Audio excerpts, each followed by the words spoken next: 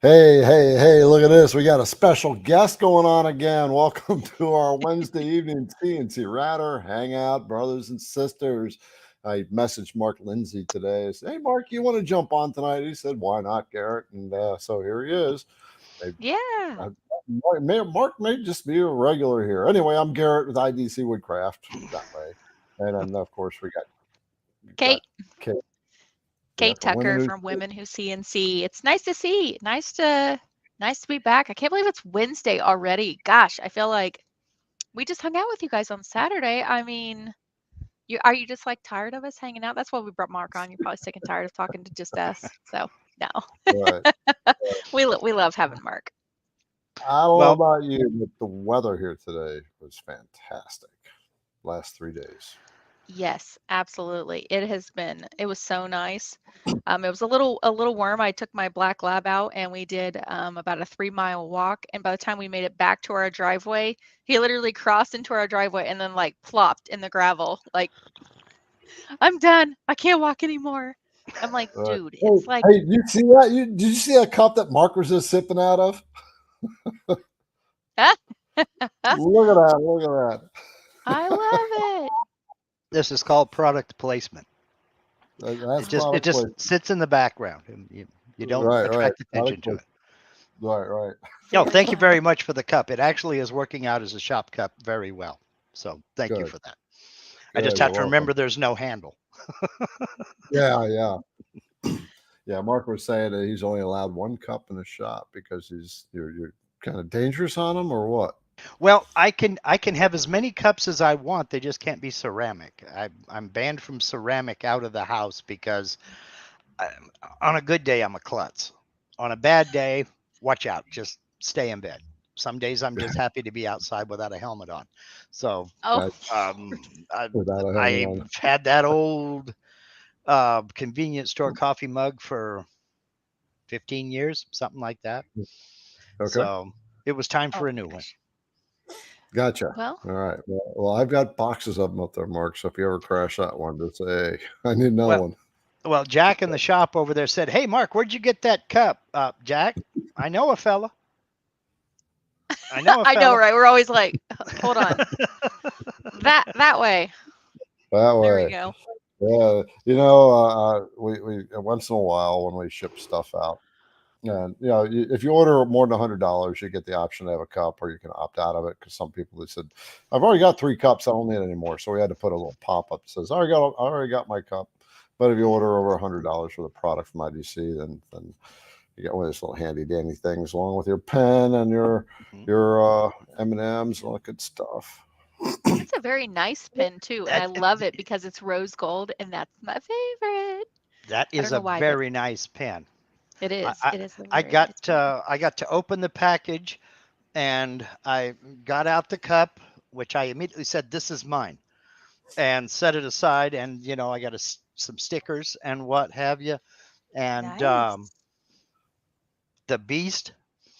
And I got to hold the pen in my hand for about 0.2 seconds, and it's gone. So Oh no. I think it works good. I'm not sure. You know, Right, it's right. so funny because I think everybody can say that has received anything from IDC in the mail on any type of regular basis. My kids come in with the mail and they just like tear it open and then they dump it out and there goes the bits and all the stuff and then they like hightail it with the M&Ms. I'm like, hey, hey, Mhm. hey, I didn't even get a chance. That's it. That's going to cost you 50 cents. Cough them up. I know, right? I, I know. I've We were heard doing that. laundry last night, and my kids, there was $2. My daughter found one, and my son found one, and they were like, "Find your keepers." I was like, "And who collected the laundry and washed it and dried it?" And they're like, "Finders keepers." I was like, And fold up your clothes and put it in your bedroom. When they say, "Mom, where's my socks?" Finders keepers. I didn't see There you nobody go. else at the dryer. All "Right." right. Well, Kate, Oh my Kate, gosh. why don't we say some hellos? See who's on board here. All right. So I am seeing on my end, I'm seeing Oz was the first one on here. Did I maybe I mean, it looks like he is on my end, but I'm not sure if he was. So Oz, congratulations on Um, being I'm, I'm first. showing, yeah, I'm showing Oz too. Yeah. Oh my gosh, he says it looks like 10:44 a.m. You are on top of it, my friend. You're cracking me up with that. All right, so let's see. Julie Frink and her husband Tom, they just got back from being in the desert, looking forward to sitting down with us. We've got Wooden Tobacco Accessories, which is also Tim Nudd. We've got Todd. Looks like he's got a few questions in there. Brandon, he says, hello, how did the table turn out with big old question marks, red question marks? My goodness. All right, we'll talk about that here in a little bit. We've got Ellen, we've got Chuck Freed. Let's see, we've got Norman. Hello, we've just got lots of good people. We've got Rob. There's Mark. He's in there chatting. Hello, Mark. Yeah. All right, Not the mark on the screen, the mark that's chatting. Yes, we've got Jean, and then the yard sale. Isn't that your friend? I can't remember his name tonight for some reason. The Yard Sale LLC. Oh yeah, that's Harold. That's a brother Harold. Okay. Looks like we've got Geoff, Gary Lynn, Jack in the Shop's back, Jim Pitts, James Freeman, Guy Allen.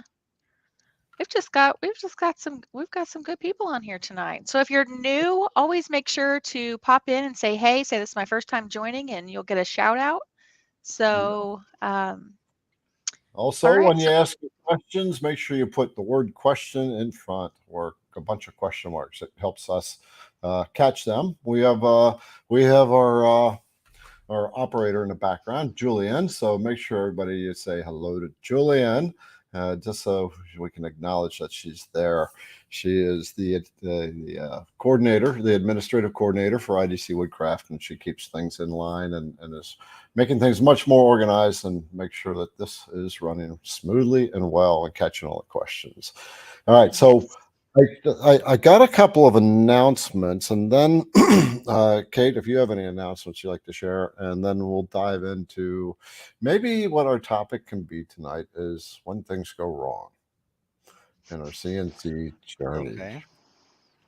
Perhaps because we all run into stuff that have things that go wrong, and it may be an opportune moment to be discussing things that go wrong, unfortunately. We're being very what is the word I'm looking for here? Transparent. Read through the lines, grasshoppers. Read through the lines. Yes. Yep. Take a deep breath and what have you. Okay, so what I want to share, I've got a couple things coming up. One is if you all know about the Hog CNC router bit, and then the Beast. Mark, I just shipped one out to Mark so he can toy around with that badass thing. And I've had a bunch of people, there it is. And a bunch of people say, can you come out with a 1/8 inch in the roughing series? And I have just about finished my testing with one. We call it the Badger. All right.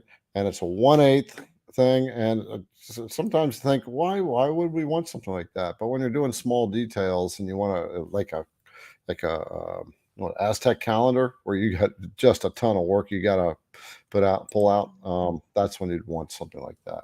And I'll show you what this little Badger looks like. But that thing has run through that piece of ash that you gave me, Kate, and 140 inches per minute. Are we showing that on the screen? Yes, sir. We are. There it is. Looks just like the Beast. 140 inches per minute, 80% step over, 1/4 inch deep, and I said 140 inches per minute. And so it's just knocking out the stuff lightning fast. So I've been starting to shoot some video on it. And so there we go. I've got a couple of other things. Oh, by the way, those who are on the CNC Insiders list, they already know this. When IDC Woodcraft releases a product, they get a 15% discount when it gets released. So if you are not on the CNC Insiders list, you want to make sure you get on it, because I don't do that publicly. And we have a bunch of links in the description of these videos, so you can find the CNC Insiders list there. So, and then I've got a couple other things coming down the pike. So you want to say something? No, I'm just taking it Okay. in. Yep, I've got two more things. I'm talking to a couple of the CNC companies, and they are, we're talking CNC Insiders discounts already. And I've already emailed the Insiders about another discount of something that literally is going to be music to your ears. So we have received the package, but I'm not going to really tell you what it is right now. And I've got another thing coming as well. So just letting you know. And the last thing from now on, whenever a package goes out, we just got them in. We got the chucking chart. Nice. I've had more people break, I've seen enough breaks and router bits from people chucking them up wrong that I said, this has to go out. And so that is going to be going out from now on. And Mark, I listened to you, brother, for the check. Okay, so this is the CNC router setup checklist, right? Which Mark uses all the time. And I've thrown it past him for some final touch-ups, and he said, Garrett, you don't have hearing protection on there. So I told my designer, get hearing protection on that thing. So if you want that checklist on the homepage of idcwoodcraft.com, a pop-up will come up and you can get it there. Very All right, cool. that's all my announcements. I just sucked up about 5 minutes still and all that stuff. Let's talk. It's got to be You're done. It's fine. got to be done. Yeah, And it's good info. Yeah, you got to get all the good stuff out. So you got to make, we talked last week about wanting to do something for St. Jude, and you released in the insiders list. Oh That's my gosh, huge. I totally forgot. Well, it's even on my, no, it's not on my list. So thanks to everybody. Every quarter, IDC Woodcraft donates to St. Jude, right? So every time you purchase from IDC Woodcraft, a portion of that goes to St. Jude. And so we just finished the numbers for the quarter 3, and we have been able to donate $7,000. So we donated $6,000 to St. Jude, and because my daughter, she is in something called Missing Alexis, which is an organization for kids who have lost their babies. And my third grandson, her third son, died in her arms when he was 20 days old, right? And so I contributed $1,000 to that as well. Yeah, so thank you. Yeah, that's really awesome. I love a company that gives back. They don't just keep it all. They really make that donation and give back. That's $22,000 we donated this year. My goal is $30,000. Right. That's awesome. I mean, that's so cool. I love that. I love that. And St. Jude is such an incredible organization too. I mean, I know firsthand. I know firsthand. And Mark knows almost firsthand, as he just shared with me a couple days ago.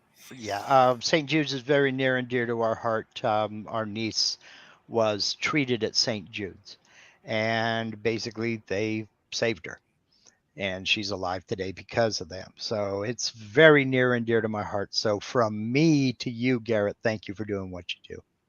You're welcome. Yeah. Just to put it on a personal level.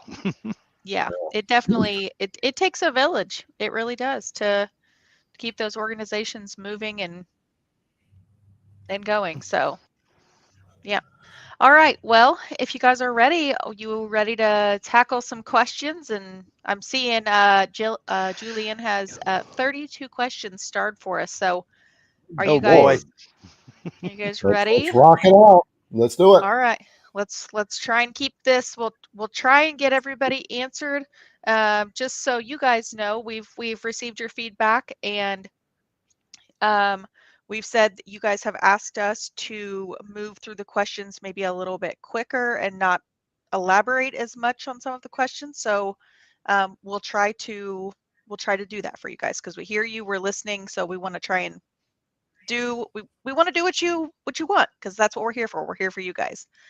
So all right, let's and I'm going to do a lot of the reading tonight. Garrett had some work done on his eye, so if you hear my voice a lot tonight, so sorry about your luck. All right, so Todd from Cape Cut Boards, he says, hi there, I am helping my 14-year-old daughter start a business. She has delegated to me to learn V-carve so that she can concentrate on the epoxy and creative side. So he's got a couple follow-ups. In VCarve, is it possible to create a vector in toolpaths and then have it automatically resize to different size project layouts? So he's got one more.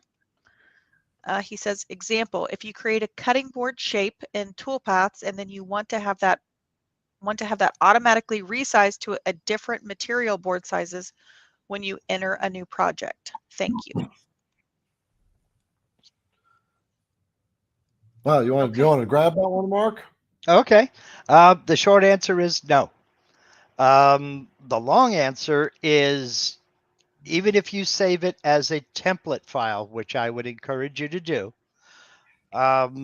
you will have to go in and still enter your material size and then resize the vectors and then recalculate the tool paths.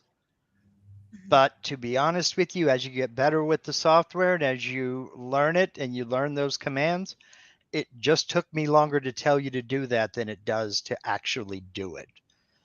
As you're going to open up the file, you'll go in and enter your material size, hit OK, go over and scale up your vectors, and then go over and click one button to recalculate all tool paths, and you're done. Then you're ready to save the new G code and go drive on. Yep. Right. So that's using the scale tool. Yes, Correct. using set selected object size. But even then, we tend to get hung up on numbers. Don't forget your eyes. Sometimes what looks good is good. So if it doesn't have to be a specific size, then if it looks good, it is good. Yep. You know, because I'm serious, you can drive yourself nuts trying to get something exactly in the middle. But when you step back and look at the project, you can't tell if that's a 1/16 of an inch too high or too low. It looks good. That's good enough. Yep. Guilty. That's the point that I try to press home all the time, where when you're making a project, we see everything, but the receivers, see the whole message. They don't see all the fine details. So try to keep that in mind. Don't be so hard on yourself.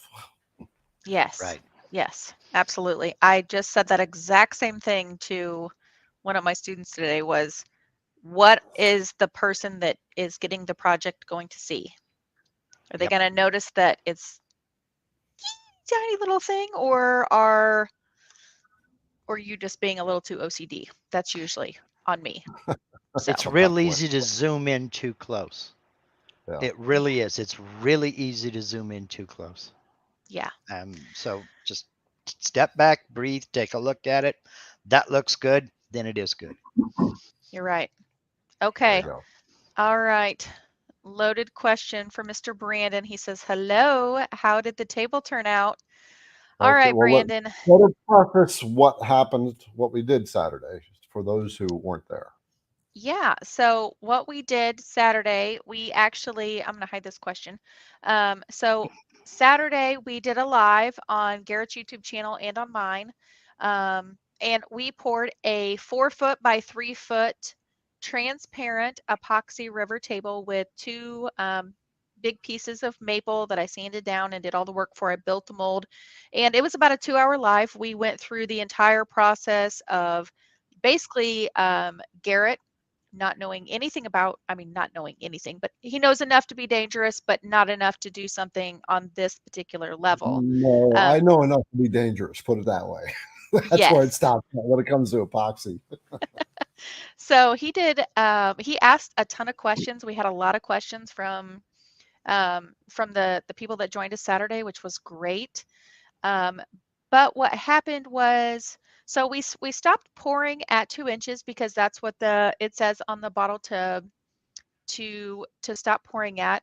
Steve from Upstart Epoxy is the brand that we used. We used the deep pour, and he says you can actually pour up to 4 inches. So what we did was we poured the table up to the 2 inches. I waited about 36 hours, and then I poured the last layer of epoxy on. So what happens is with the deep pour, when you get to your 2 inches, if you want to pour an additional layer, you can wait that 36 because it takes about 72 hours for it to really cure. So for the 2 layers to bond together, you still want it to be a little bit tacky. You don't want it to be like, hard surface, because then you have to sand and that makes a whole mess. So you just want to go ahead and let the epoxy cure, pour on the second layer, or pour on that last coat. But when I did that, I feel like it might have been the icing on the cake for, I won't say disaster to strike, but there are a ton of like bubbles, and we just had a really bad exothermic reaction that happened. It just got too hot. Um, honestly, I've been racking my brain because I've literally did every single thing that was required.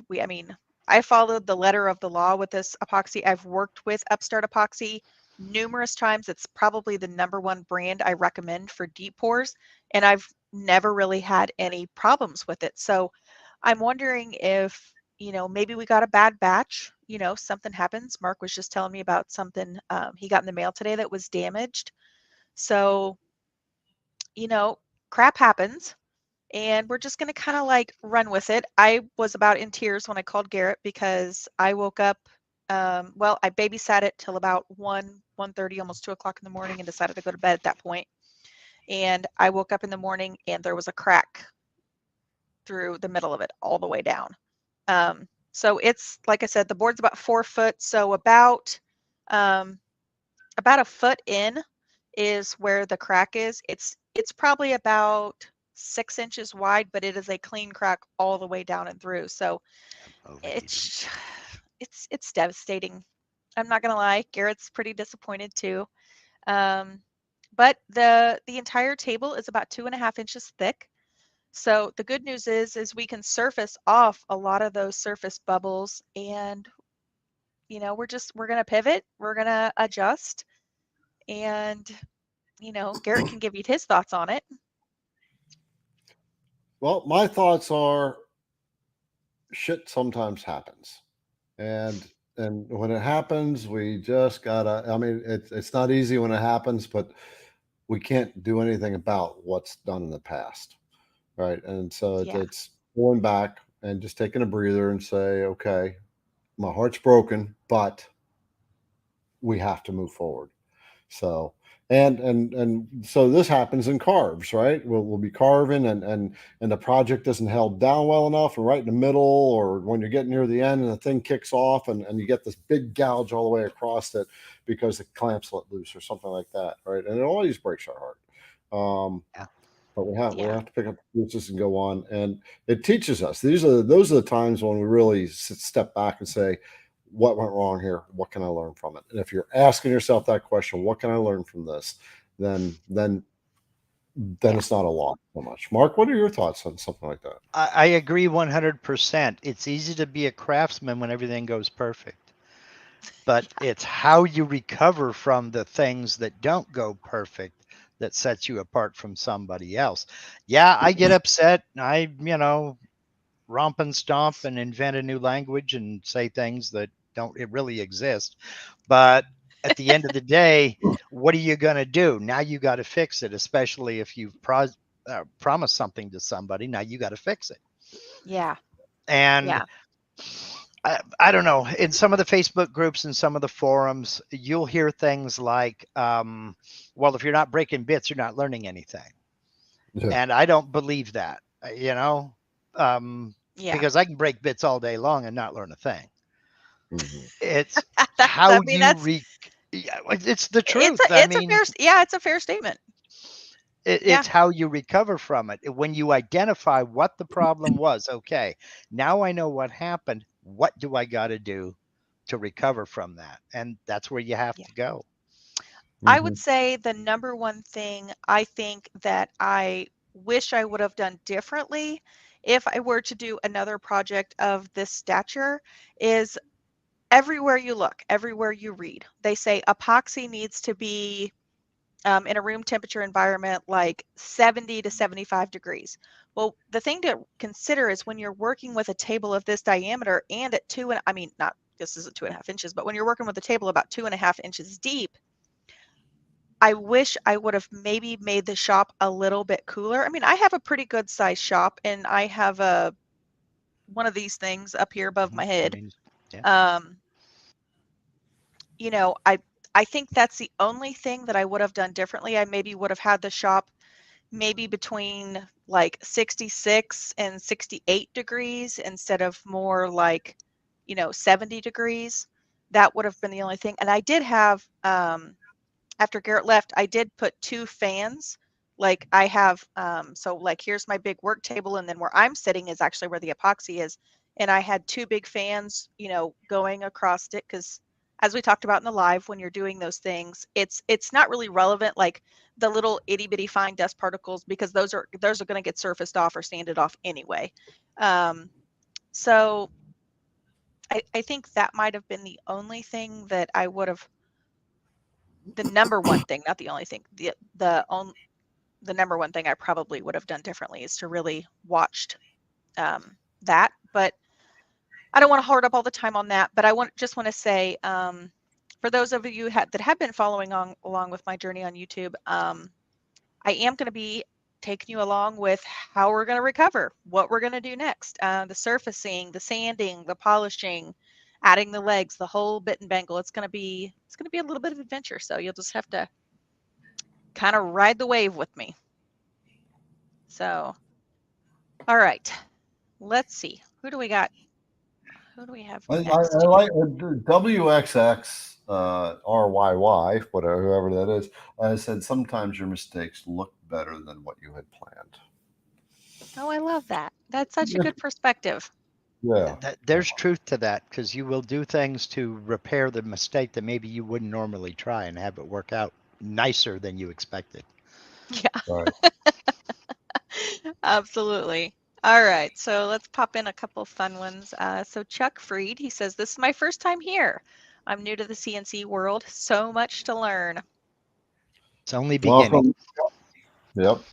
Welcome. Welcome. And make sure you take time to follow the YouTube videos that we create, right? The ones that the 3 of us create are for beginners, right? So, Yep. and we take it slow, step by step. So sometimes people complain about that in the comments. So you're way too slow. You know what? I'm helping somebody out there. I'm okay with it. Yep. Amen. All right, so let's see. We've got my mouse wasn't working there for a second. Howard. You said Harold, right? No, Howard. Harold, I'm so yeah. sorry. Howard. No, it's Harold. Harold or That's Howard? Harold. Okay. It's Harold. Harold. Harold Mayberry. We'll brother, get it right. Harold Mayberry. Yeah. All right. I have a customer that is asking if I can do a sign using EVA foam. I have not done that before, and I do not know about it. Please advise. Not my ballpark. One of you guys is going to have to take this one on. Okay, I know what EVA foam is, but I've not cut it myself. EVA foam is a closed cell foam, like rubber floor mats. They look like a jigsaw puzzle piece Oh that yeah, you put I have those on my together, floor over here. or sometimes they're using gym mats for in weight rooms and what have you. Yeah. They're also used in toolboxes, and people cut out the tool silhouettes in EVA foam to nest their tools in. Okay.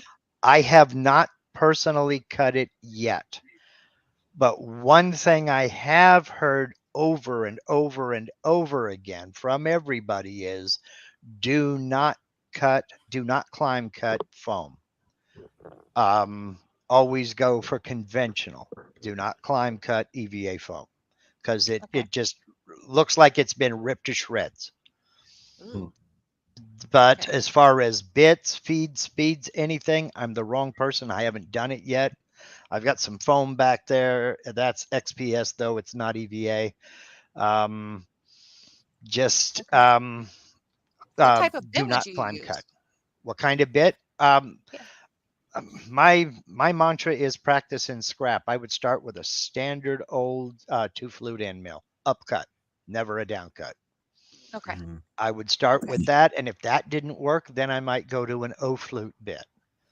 And if that didn't work, then I start asking questions. You know, That's a yeah, reasonable answer. I send up flares too. Help. Right. I know. I had a friend of mine. I asked a group here in my Onefinity group recently, and I hadn't commented in there in a while, like asking questions.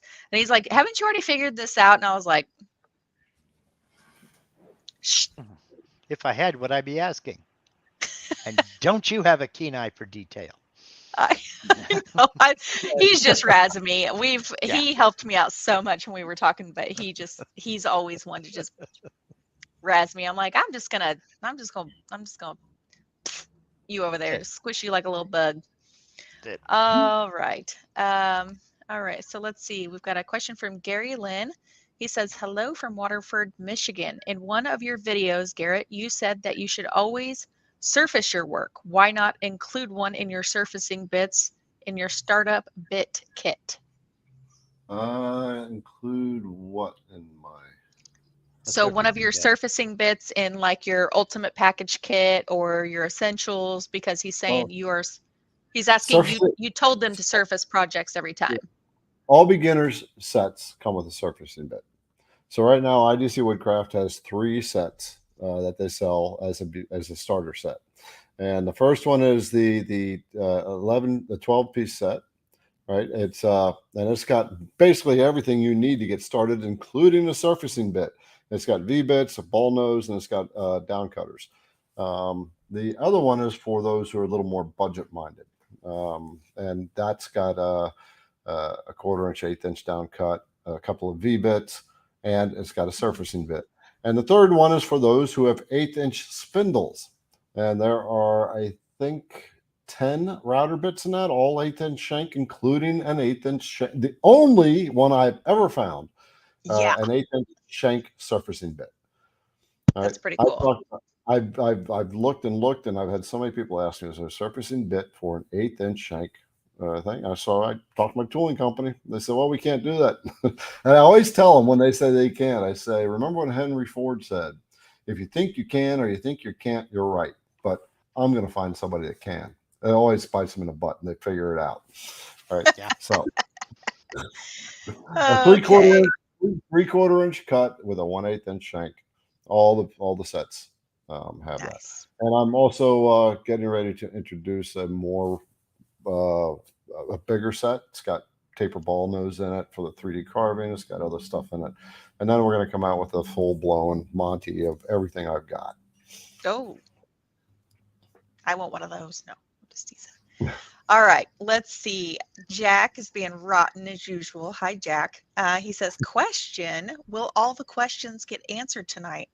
Well, currently we have 35 on the docket, and we are only 32 minutes in, so we are going to do our very best.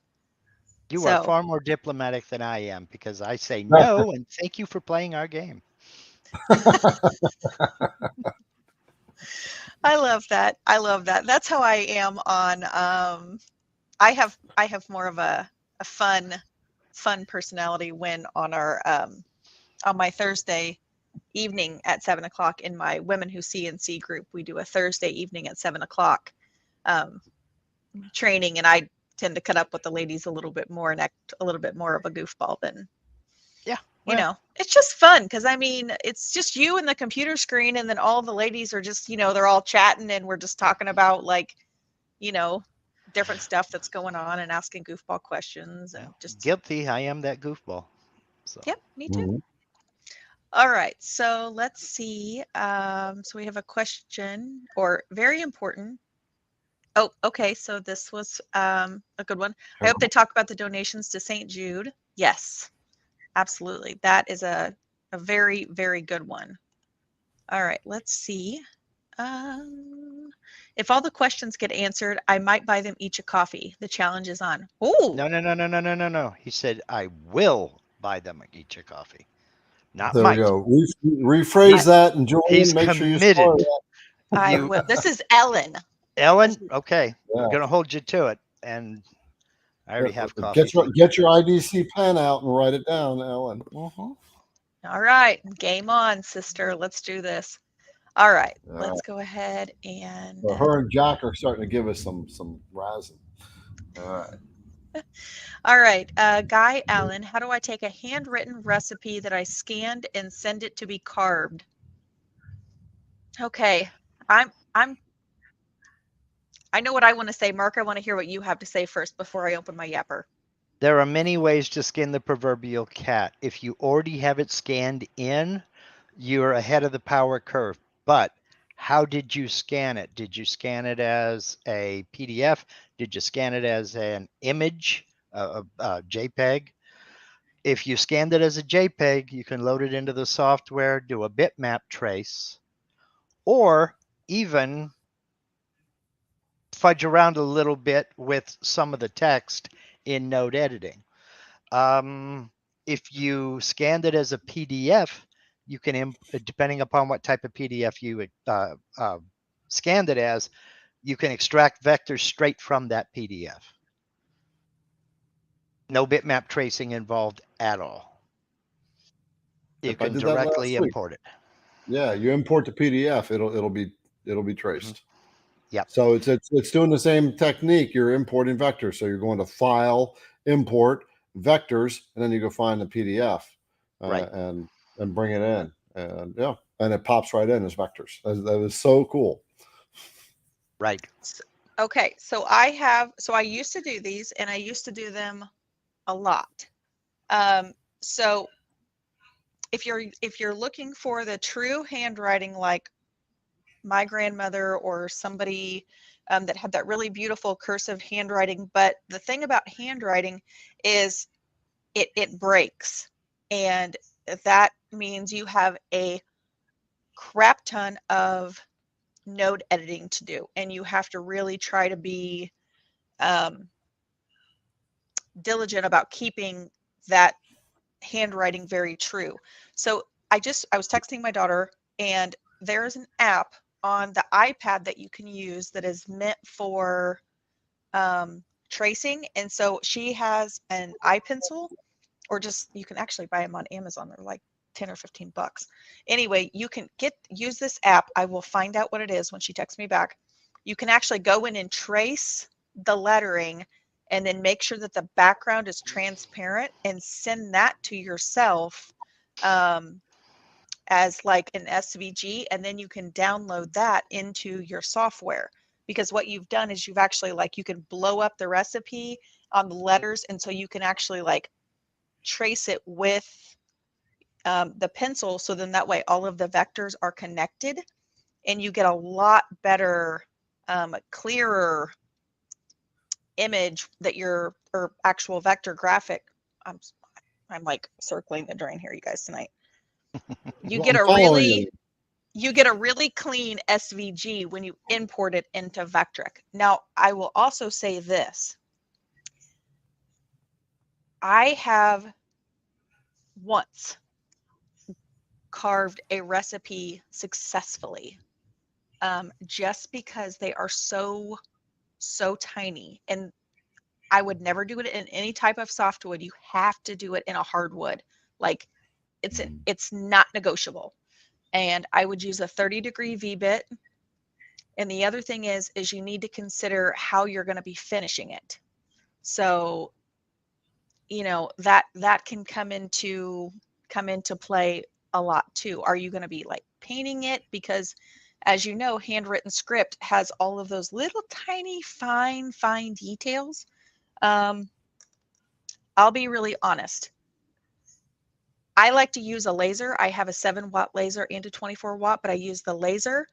And you can actually, I can set the 24-watt or even the 7-watt at like 100%. And you can actually etch the wood with the recipe. And then if you want, you can take like a really super fine layer of epoxy and just like drag it over it and just kind of scrape it until it just fills in the grooves of where it's been etched. Recipes they're a lot more work than what people think. And the reason that you see like almost next to zero people carving recipes is because they are exceptionally difficult to carve. So I'll just throw that out there as a sign maker. That is something I get hit up every single year to do. And it takes me probably at least an hour to trace a recipe correctly and make sure that I'm keeping true to the handwriting, because the handwriting, just from a woman's perspective, that's where the sentiment is. It's not the actual recipe. It's seeing grandma's handwriting on that beautiful board. And that's what you're trying to keep intact. So if you have to go in and do like note editing and you're stretching and you're bending and you're really distorting the handwriting, you're probably not going to have a very happy customer. I meant note editing, and like you mentioned, those little skips and blank spots, connecting those up. That's how I referred to note editing. But oh yeah, yeah. you No, know, I just know because I'm speaking from my own like experience, because I've tried to import handwriting and I'm like, this is going to take me 10 days. Especially if it's faded and it's been used and there's cookie stains on it, and every Rugrat's had their bits all over it, and or like the lines of the note cards that you're trying to scan in. Procreate, that's the name of the app. It's on the iPad. Procreate, and there's actually yeah, that's the name of the app. Okay, enough. I'm not gonna. Okay, hey, I got to call out Jeff Benedict here. He has made a contribution to us, donated $10. Thank you, Jeff. What he did is on the YouTube channel, just below the video, there's like a little money sign, and that is where you can say thank you for being here and helping you out. So, Jeff, thank you very much.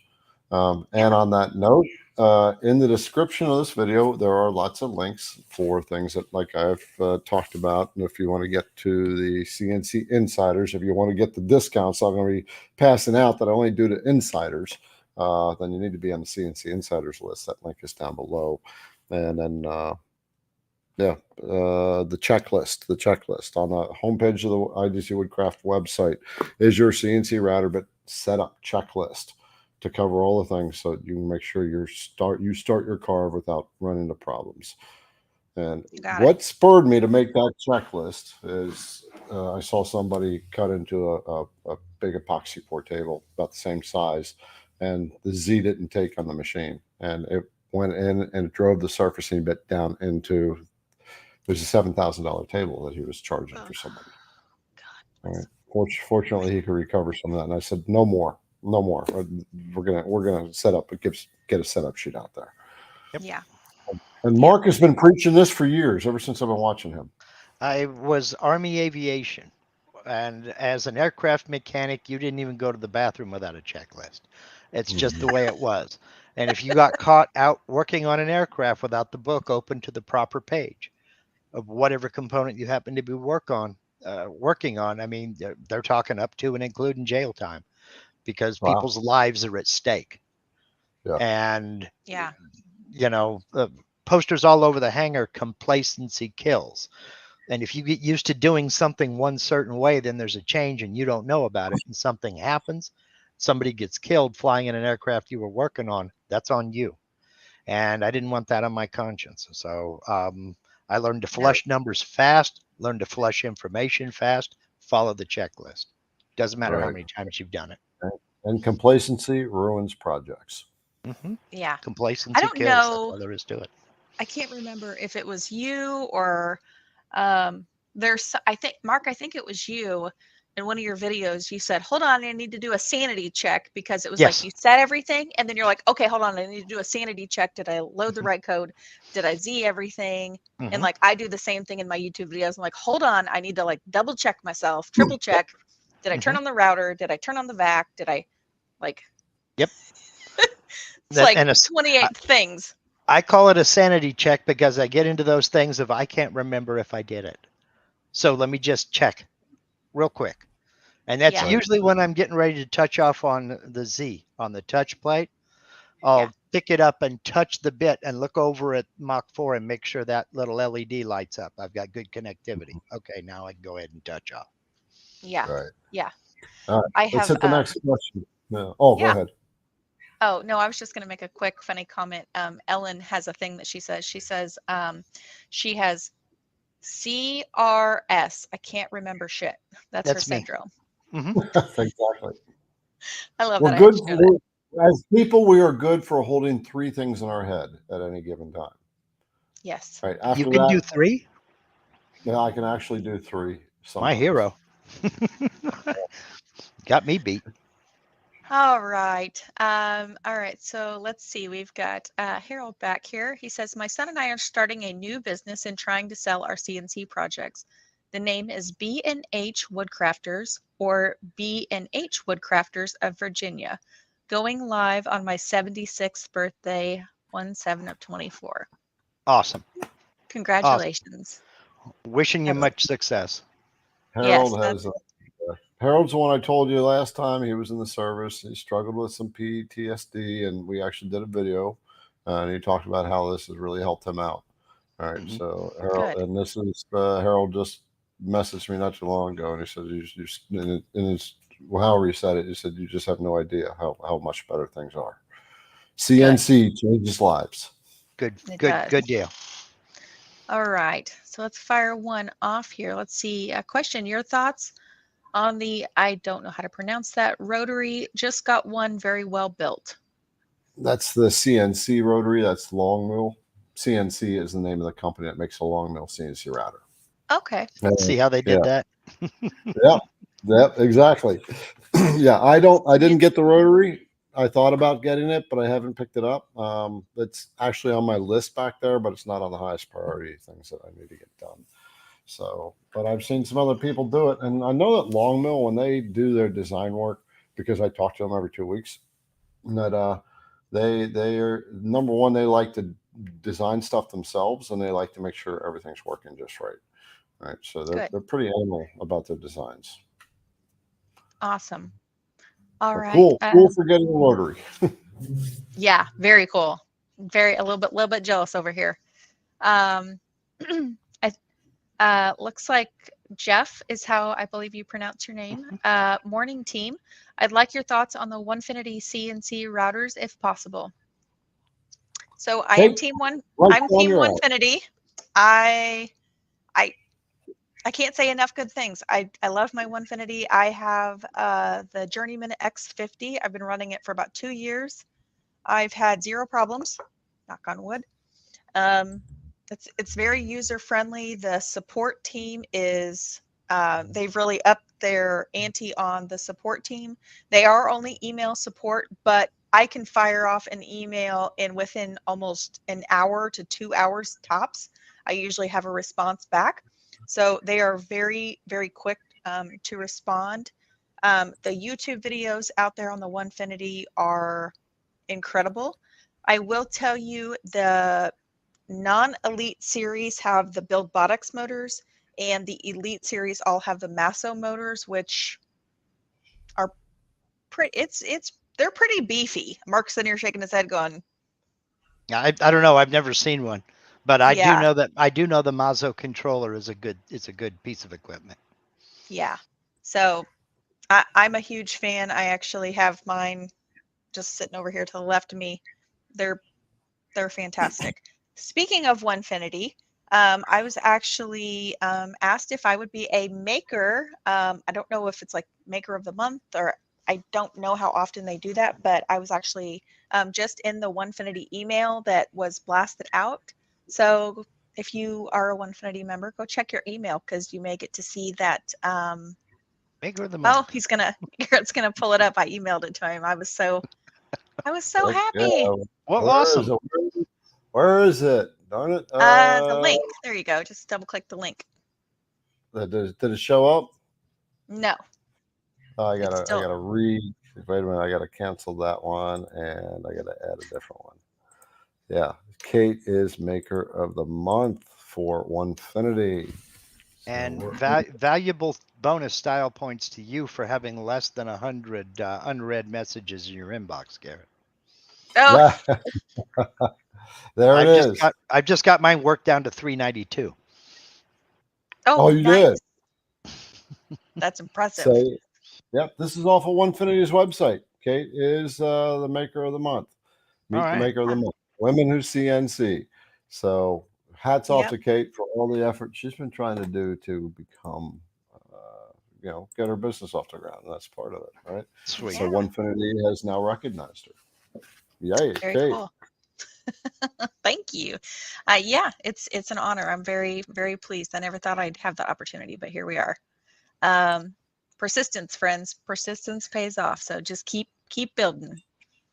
All right, let's see who we've got next. We've got Mr. Ken here. He says, making charcuterie boards using a setting for hogging out trays, then using a bowl bit for a smooth finish. Do I make one bit for 2 tool paths, or can I make 1 tool path for 2 bits? Okay. You're going to be using a bowl bit and hogging out trays. You can do that with I'm assuming you're going to be using a pocket tool path. You'll use the bowl bit as your first bit, and then whatever other bit you want to use for your clearance bit. But generally speaking, I don't know. For hogging out, I just use my bowl bit. I don't bother with a second bit. I just take it in, decent passes and adjust the number of passes in the tool path. But I just use the bowl bit. I don't bother with the clearance bit. Now I will add just a quick note to that. I just over on my Instagram over on Rise and Shine Wood Signs, I did a maple bowl for an epoxy inlay that I did, and I actually carved out, I want to say it like maybe an inch or inch or more. And in projects like that, you can't really get that kind of depth on with the bowl bit. So I actually used the hog. Yeah, if you've got to go really deep, yeah. Yeah, I did 3/4 of an inch. Actually, I take that back. I think it was almost 2 1/4 inches deep, because I had it. It was even a little scary for me. I had like the collet almost. I mean, it was maybe like an inch away, or like an eighth of an inch away from the top of it. And I was like, please, please, please, please, please don't hit. I think we've all done that before. Well, I have 2 sizes of bowl bits. I have a 3/4, and then I have a 1.5 inch. So it just depends on what I'm cutting. But generally speaking, one of these 2 is all I need. And I don't bother hogging it out unless you're going to go super, super deep. But then again, I'm using 1/2 inch shank bits. I don't know if you're using 1/4 inch shank or not. So yeah. I can drive these in a little bit further, but I generally don't bother with clearance unless I absolutely have to. Yeah. That's the other big thing with bowl bits too. I saw one of our ladies in our groups, this was a while back. She actually bent a bowl bit, like the shank of it. And that's because the bit was not chucked properly. You have to remember how much force you're putting going down on those bits. There's a lot of sideways.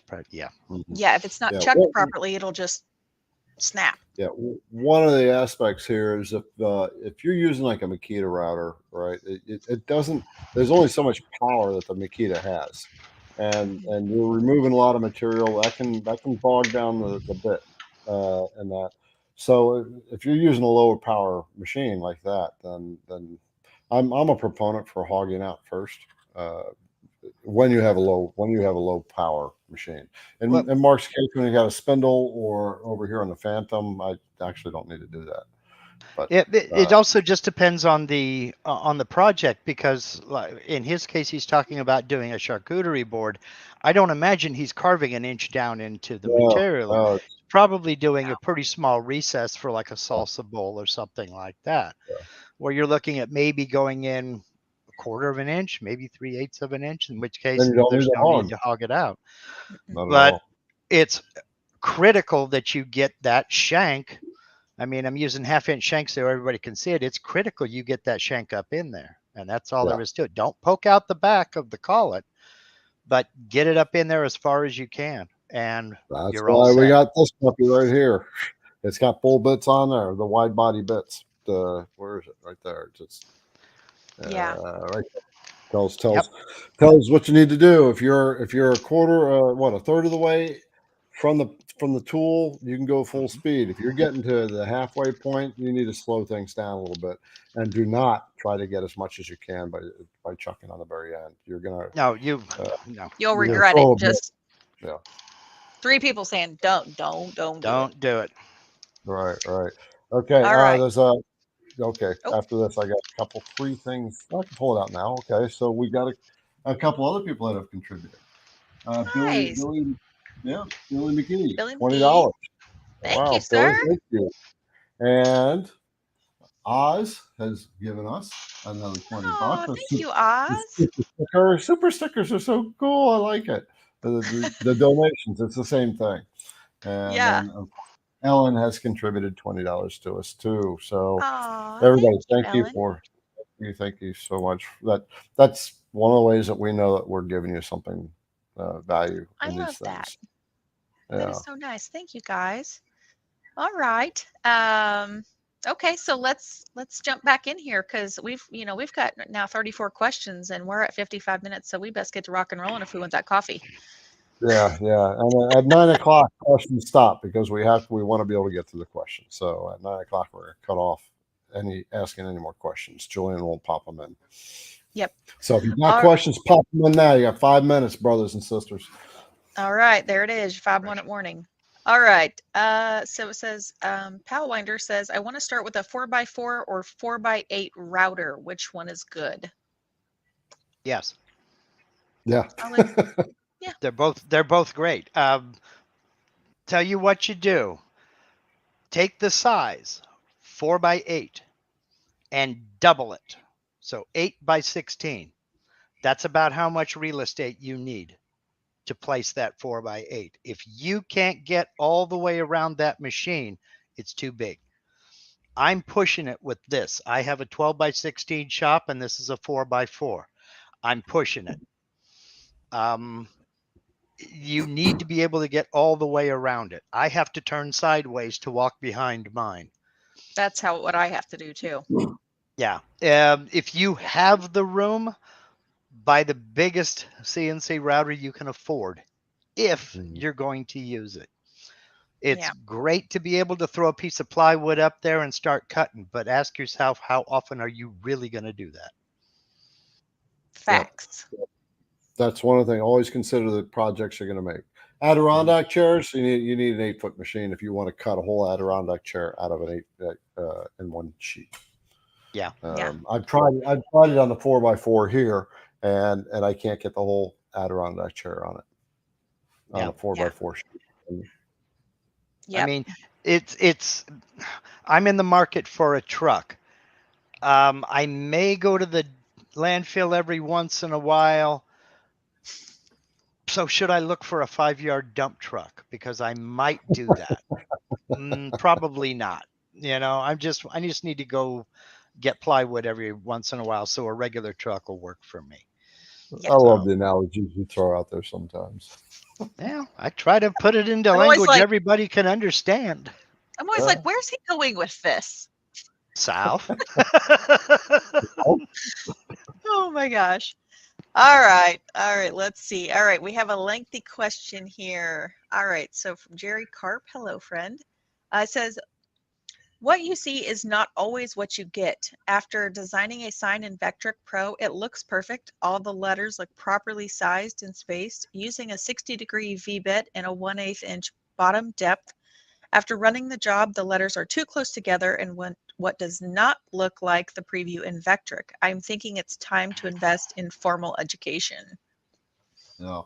Well, there you go.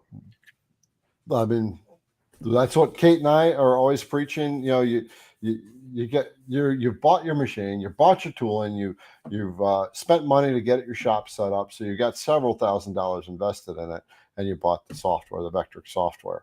Right, but there's more. There's so much to the software down in the dirt, if you will. And so, Kyle Ely is the one who's put out a course that'll walk you through it from beginners all the way up, and it'll help you make sense of it. Right, so you may want to check that out. That is linked in the description. Kyle Ely's Learn Your CNC Vectric course. Right, you've invested in everything else. Invest in this. Right. This is Yes. where everything happens at the end of the day. So invest in your knowledge. Yeah. Yes, definitely. Yeah. And just a little tip out there, when you're trying to troubleshoot and figure out what's going wrong, always check the mechanical first. Always check the mechanical first. Did a bit slip? Did you maybe not have your X and Y axis zeroed? If your machine has drive belts, is a belt loose? Did it slip? Is a coupler loose? Did it slip? Always check the mechanical first. Don't trust your calibrated eyeball. Take an Allen wrench. Try to tighten that coupler. One slip Yeah. is all it takes to throw something off. And now these two letters who are supposed to be that far apart are that far apart, or they're right on top of one another because a coupler slipped. Right. And Yeah. you can't tell by looking at it. Get the wrench out and try to tighten it up. Always check the mechanical first. Software settings don't change themselves. Right. So Yeah.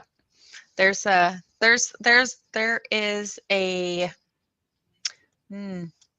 a lot to that. Sometimes when I'm working with we're big Vectric individuals here. Mark's really great with Aspire. I actually teach Vectric one-on-ones if you're interested in doing those. And then we all have 3 YouTube channels that teach Vectric tutorials. But I will definitely say a quick little tip that you can use is go to your circle vector that you can create a circle and then make it the same diameter as the bit of the width of the tool. So if you're using a 1/4 inch V bit, you can take that circle and put it in between your letters and then see, kind of space things that way. Then that way, when it dives down into the wood, that's how wide it's going to be. And then you'll have that, or if it's an 1/8 inch gap or whatever it is, especially if you're doing a flat bottom, you definitely have to account for, that width that the tool's diving in, or if you're doing, there's 5,000 factors that can go into when you're making signs with letterings, but yeah, it can be frustrating. We've all been where you are, so yeah. it's okay. All right. Got a couple Let's see. more shout outs here. A couple more people have contributed. Okay. Yeah, Harold has donated $50. Wow. Thank Thank you, Harold. That's very Very- generous of you. Very nice. You guys are so awesome. You really are. And then from Guy Allen has donated $20 to us. So Wow. thank you. This is the way that we know that you appreciating what we're doing, taking time with you. That this is happening through YouTube. Down below the IDC Woodcraft version of YouTube, because we're on multiple different channels, is a little $sign, and then you click that $sign. That's where you can contribute. And thank you. That helps us as well and support what we're doing. Absolutely. So, yeah. All right. So, did you want to pop that just one another out? one popped up? Yeah. Oh my goodness, you guys are so generous, y'all. Yes, Trade Skillers Anonymous. Hello, Garrett, Gate, Mark. Oh, That's say, Mark? JR. That's JR Real. How you doing, JR? How you doing tonight? What's going on, JR? Nice. Yes, thank you so much. He says, enjoy watching everyone's content here and on your channels. Keep up the good work. Fantastic. I love the support. You guys are so awesome. This is why I love this community. It's just, y'all are awesome. Yeah. And I like that everybody talks to each other too. Right? They have these little dialogues. Sometimes they're probably just not even listening to us. They're just texting back and forth. Oh, heck no. They're making deals out in the chat room right now. They're planning a meetup. I can tell. All right, let's see who else we've got here. So we've got Charles. He says, newbie from Stratford, Ontario, Canada. Welcome. Welcome. So glad you are here for the fun. It gets to be pretty fun in here. I'm not going to lie. Sometimes it gets to be we get to be goofballs. All right. Chuck Freed, first time here. I'll watch to see how this works. Well, Chuck, welcome, friend. If you've got a question, you just have to make sure that you get your question in that first hour. And we're usually here until about 9:30, 9:45.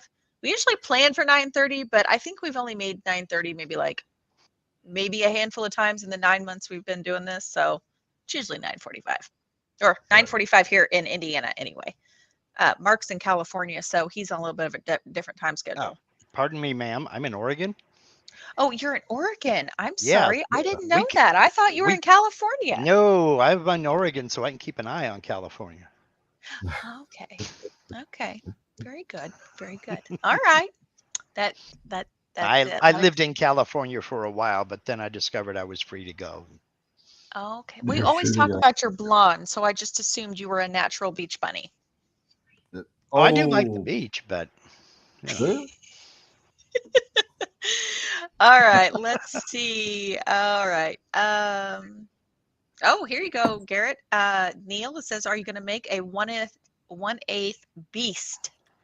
Yeah, I talked about it earlier. I've been testing it, and I've got final numbers for it now. So the 1/8 beast, which is going to be called the Badger, is in its basically its final testing phases. I gave my tech guy the feeds and speeds so he can get all the databases updated that you can download off the IDC Woodcraft website. You can get the right on the website. It's right at the top. Says database download. You can get it for your Vectric, Fusion 360, Carveco, and Carbide Create. And so we are working on updating those. So wait about a week before you update that. Free download database, and it'll be on there. Let me show you a picture of that bad boy again. Hey, while you're pulling that up, I have a quick video maybe you guys can, or maybe you can create, is how to update one tool. So like when you release the hog and the beast and now the badger, which is the 1/8 inch beast, how to upload just that specific information, or do you have to re-download the entire tool database? So the way, that's a good question. The way the software works, if you follow the procedure that I show you, it won't overwrite anything. It'll just add. Okay. There you go. That's great to know, because I know a lot of people are like, I don't want to lose everything I already had, and I'm like, I think there's a way to just add. You don't have to like replace every single thing. But if you just want to add that information, then you can just go in and just add that information manually. So that's it right there. That's the little puppy. 140 inches per minute, 1/4 inch deep, so 80% step over, but I'm going to set it conservatively to 70%, and then 140 inches per minute. It rips up the wood. You can see that little hole that it made right next to it. So it's not designed to make a pretty cut. It's designed to get that material out of there super fast. Yeah, you are not going to be making finishing passes with this bit. I'm here to tell you. No, but I will tell you, it's really not a bad cut. Like, it's not like what you would think it would. It's not like super duper jagged, like the edges of it. It's actually relatively Look at the teeth on that joker, will you? clean. I know. It's crazy. It's there to remove material right stinking now, mister. Yep. Yep, it is. And there's no subtlety about it. No. There is no subtlety. And it's not quiet. Yep. Yeah. Well, the hog is a bit noisier. I'm having the hog redesigned a bit.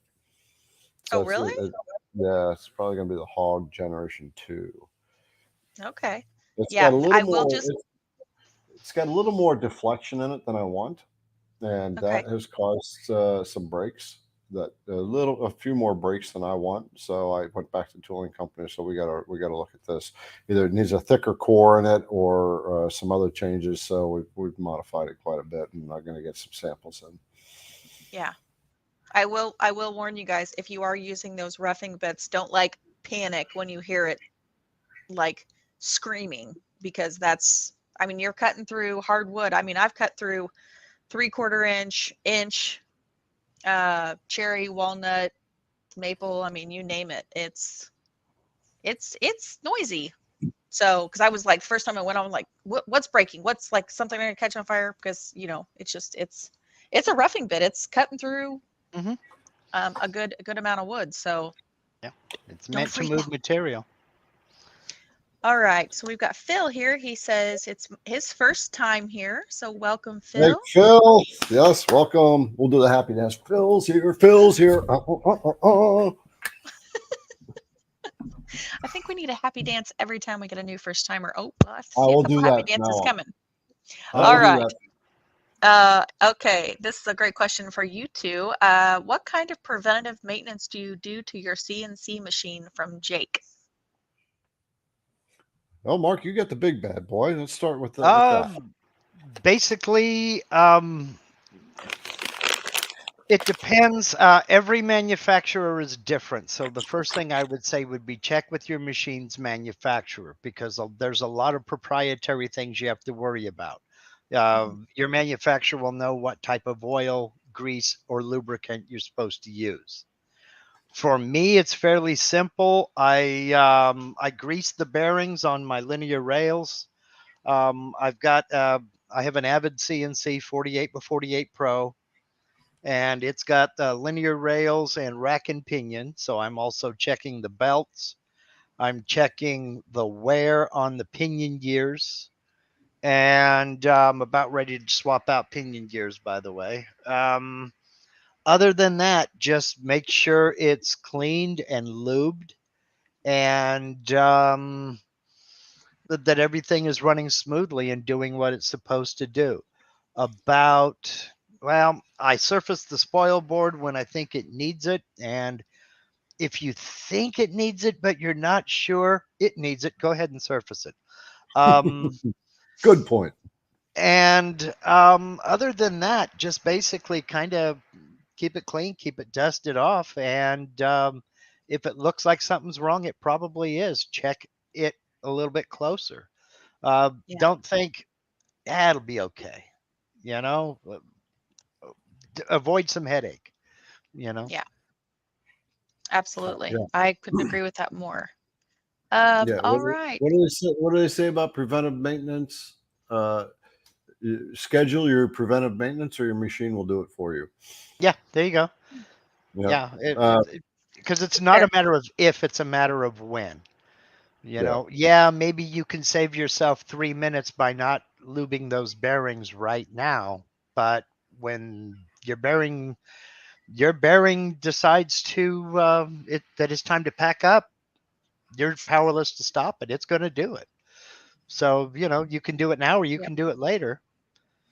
Yep. Some general maintenance you can do is, monthly run around that machine with a wrench. Feel for Mhm. loose parts, Yep. and just run around it with a wrench. I will say, do a little tramming check once in a while, Mhm. because that tram is going to go out on you. Mhm. Right? And tramming is very easy with a tramming bar. Yep. And like Mark said, on your screws, put a little light oil, right? And Yep. there you go. I catch people like to flick me stuff because I use grease. Avid CNC says use a moly grease, or excuse me, a lithium grease. So I use lithium grease. They're like, well, that's going to attract dust. And it's like, dude, you're lubing the bearings. You're not lubing that entire linear rail. You're lubing the bearings. You're making sure the bearings have grease on them, not the whole machine. And there's dust seals Yeah. on it. It's not going to bother it. Just do it. Yeah. Um, Do what the I see. manufacturer says to do. I see Kevin Wilkinson is saying why the pinion gear swap on the Avid CNC. The pinion gears are a scheduled replacement item because they do wear. We're talking about the pinion gears that run on the rack that move the gantry back and forth and move the spindle back and forth along the X. They do wear down, and after I think it's like 18 months, 24 months, something like that, swap them out. And Okay. it's not expensive. It's not difficult to do. It's like 15 minutes. And while you're there, change your belts, and you're done. So, Well, I think that's pretty good. I know there's a lot of information out there about how to do it, but I think you hit the nail on the head right up. Check with your manufacturer follow their instructions because each one is different. Everyone is different. Some will tell you to use a silicone lubricant. I won't let silicone lubricant in my shop. No, it's not happening. Some will say use an oil, some use a grease. One thing I forgot to say is take the collet and the bit out of your spindle / router when you're done using it. Just take it out, clean it up if need be, but take it out. If you leave that bit set in there for a week, maybe 2, as you're cutting, those resins and pitch and everything from the wood that you're cutting will get up in there and turn into concrete. And if you don't believe me, go to a yard sale and buy a router that's had a bit in it for the last 5 years. Now try to get that bit out. It will solidify.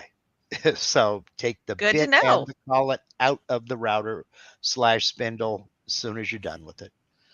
I'm Very looking at good. my machine and going, I am guilty of what Mark just said.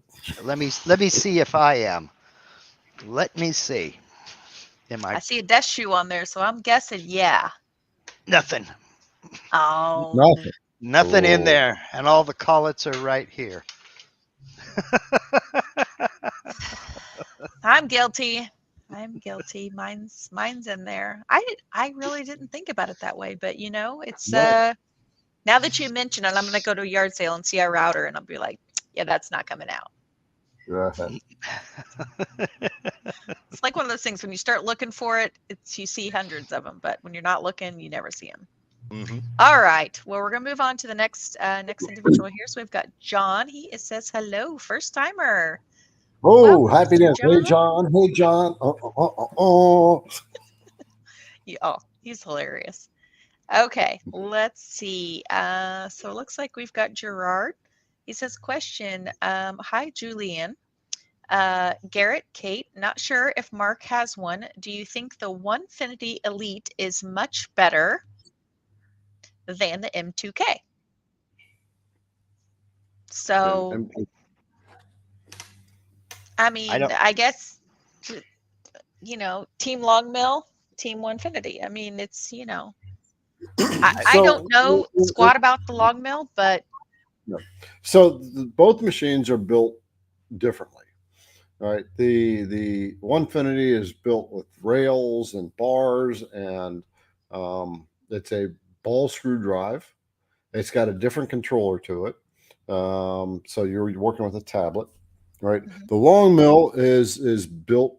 I guess I want to say for economy, right? They designed the machine with the idea of budget in mind for people who go ouch at a $5,000, $4,000, $5,000 machine, right? And so they've built a machine that we would say all these machines are hobby level. That's what they call them. They can't classify them as pro or production. Right. Between the two, it really depends. You know, if you can go to the Onefinity, right? Even though me having a long mill, right, and you are wanting to go to Onefinity, and in some ways, it's built better. You're paying for it, right? It's built more rugged. It's got heavier bars in it. It Yeah. doesn't have the consumables that the long mill has, which is the V wheels, right? So the long mill though has never let me down. Right? It's worked for me as well. Yeah. So I will say the one thing that I love about my Onefinity is, let's say I had bought the X35, the woodworker. So I believe I don't even know what the cutting area is. Let's just say it's 35 inches. Let's just say that as a round number. And I wanted to upgrade to the X50, which is the Journeyman X50, the non-elite series, is a 36 by 48. So what I could do is I just buy a new rail, and then I just extend my other two out for the bigger cutting area. So I now went from 35 inches to 48 inches, and the only thing I had to replace was the rail. So plus it also has the capabilities of handling either a 65 or 80 millimeter heavy duty spindle. And I don't know what it's called. I think it's just the heavy duty Z slider. I think that's maybe what they call it. I'm not sure. I haven't been on the website in a minute ordering new things. But I really do like my touch screen. I see a lot of people struggle with the G Sender and all of that stuff, and mine is literally a touch screen. It's very user friendly. So, but the Yeah. Elite, I mean, I'll again, have it to has a. defend. Yeah, I'll have to defend G Sender. It's actually a pretty easy one to work with. Is it? Yeah, but I've never worked with it, so yeah. yeah. Well, but I will say on this note, there are trade-offs, right? When you're doing a 150, you've got a ball screw, right? So you have a higher maintenance aspect to it because you got a lot of bearings inside the ball and inside the Mhm. screw housing. Um, both machines you can stand on while it's carving. Yeah, I can I've seat seen a lots of couple people people do for that. dinner.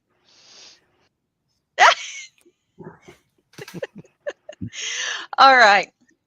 Well, you can definitely tell where our loyalties lie. How's that? So, but that's what makes this a really fun, unique show because we've got Garrett, he's got the long mill and he's got a Phantom. I've got a Onefinity. Um, Mark has the Avid CNC and a couple others. So, I mean, we're just kind of a full pot of vegetable soup right here. We just got a little mix of everything. Before you start, Go I ahead, Mark. kind of look at it. I kind of look at this whole discussion as kind of like a Chevy versus Ford. People So like one, people like basically, the other. They're both good pieces of equipment. Mhm. The more important thing is that you be honest with yourself about what you're going to do with it. If you're wanting to Absolutely. surface cylinder heads, you're looking at the wrong thing. You should be looking into a mill and not a CNC router. If you're going to be carving mainly wood, then compare the two head to head and talk to people that own one of each. But it's Mhm. pretty much, I mean, they're both good pieces of equipment. They're both going to do what you want them to do, Yeah. but it is the case. Onefinity owners love their Onefinity. Long mill owners love their long mill. Um, Yep. and it's the truth with every other piece of equipment you're going to Yeah. find. At the end of the So, day, why do we love them? Because we love to make shit. mhm, We are all creators at the end of the day. yeah. Yep. Absolutely. Absolutely. Okay, so more questions about the machines coming in. So Thomas, he says, is HD 520 with a spindle the best choice for a 5,000 2-foot by 4-foot machine? Good choice. That's another machine that's been out there for quite some time, and it's spread out throughout the market. And I would say yes, that's also a good choice. Harold, the yard sale guy, Harold, make a comment in the YouTube about your machine because you have a Shark 520, I believe, and give him some feedback. I've Okay. heard good things about the I've heard good things about the Shark HD too. Mhm. So,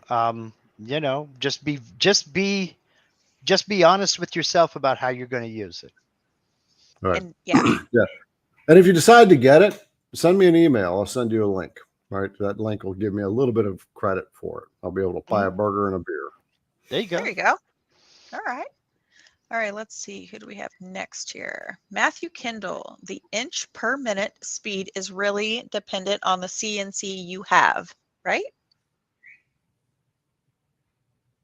Yes, Yes, it is. that's the short answer. Yeah, yes, it is. Some machines are just not rigid enough to apply a lot of force down. So deep cuts and deep plunges, you'll have problems. Uh, some are not. It depends on if you're running a router or a spindle. Your router may bog down if you try to push it too hard. Um, I say start conservative, and if your controller will allow it, adjust your feed rate on the fly. And because it really depends on the material. No two pieces of maple are the same, for instance. I've had maple change densities in the same 8 inches of wood. So it'll be cutting along just fine, get to this one place, and all of a sudden I got to slow down the feed rate because it's struggling to get to cut. Or and then the rest of it'll be just fine. So if you can start conservative and adjust your feed rate up or down on the fly, and take notes. Yeah. Take notes. Yep. Absolutely. Okay. So let's see who we've got next here. So Raymond, he says, when I run a project with G-Sender, the project is seriously downsized. The whole project is smaller than the diameter of my 1/8 inch bit. Oh, talking about G-Sender and problems when you said that. This is the one thing, there's one setting in G-Sender, and it happens so infrequently that I had the answer once. It's one setting. But you want to check everything on your vectoric side, make sure you're done. You're just, if you're doing millimeter, what's happening is G-Sender is interpreting the code as metric. Right, so he's taking a 12-inch thing and now it's I cutting it wondered down about to that. 12 millimeters. I Right? wondered about that. Okay. Yeah. I would open up the G code and see if it's at the top few lines. So you open up G code as a text file. In the top few lines, if you see a G20 in there, then it's telling it it's going to be cutting in metric. Mhm. All right, and that should be G21. That means Okay. that the post processor's doing something. You need to be using the GRBL inch post processor, and doggone it, I'm dying to figure this one out. It's just one setting. I know it is. Idea for a short.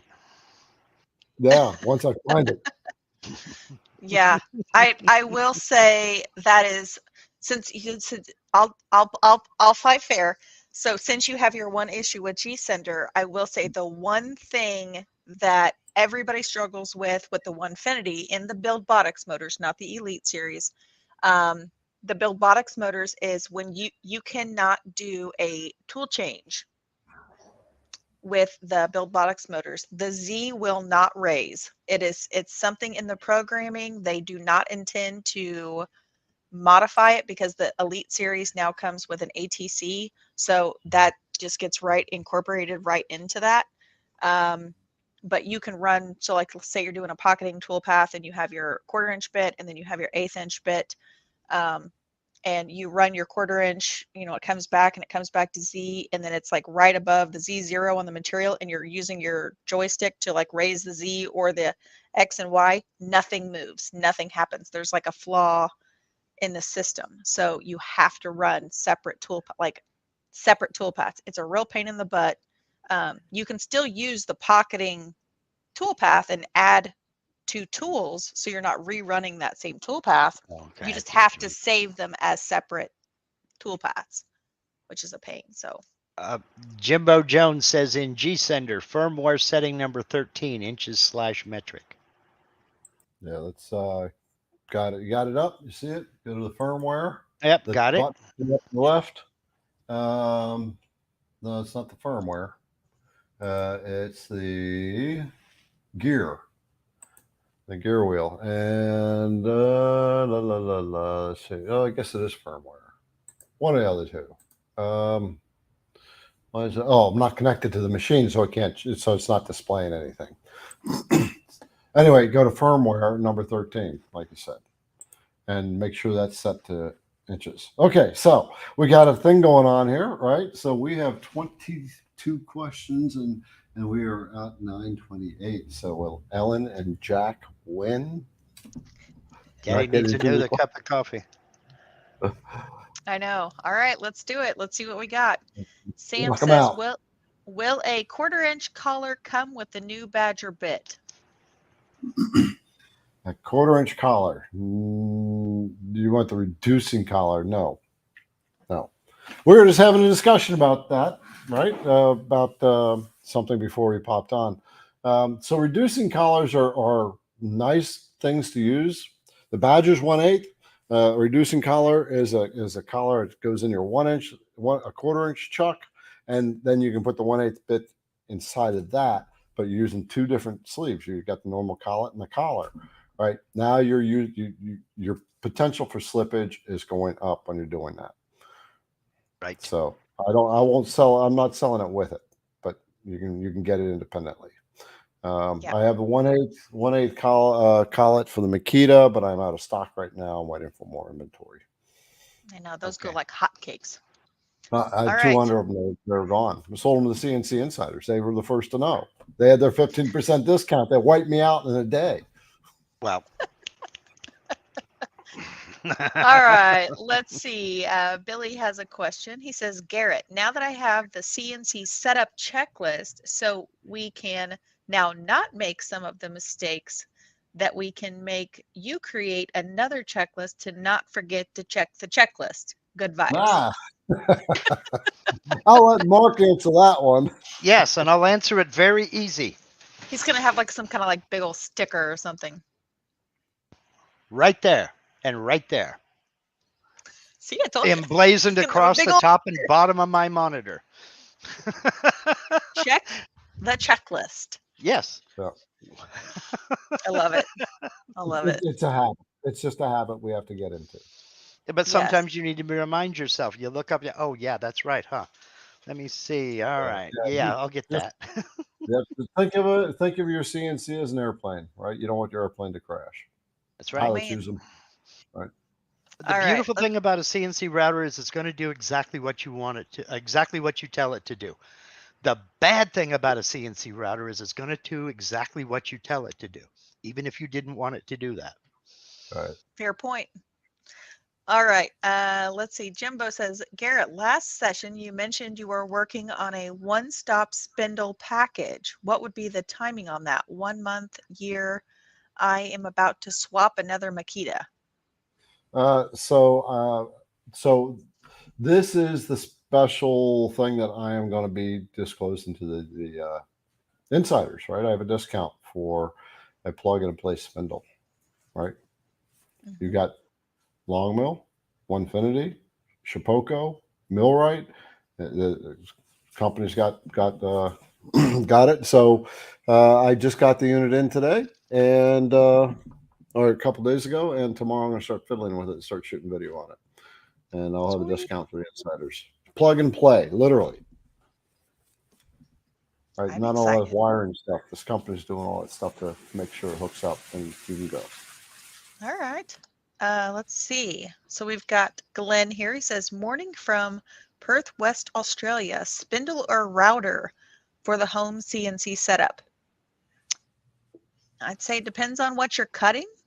From someone who is currently running a router, I've been using my router for 2 years and made countless really cool projects. It's kind of up to you, but I will say, depending on how often you're going to run your CNC, I run my CNC every single day, and I have worn out 3 routers. So, at this point, do I wish I would have bought a spindle? Yes, but people will tell you it's a luxury if you're just starting out. I mean, I guess it just depends on how much money you want to spend. Yeah.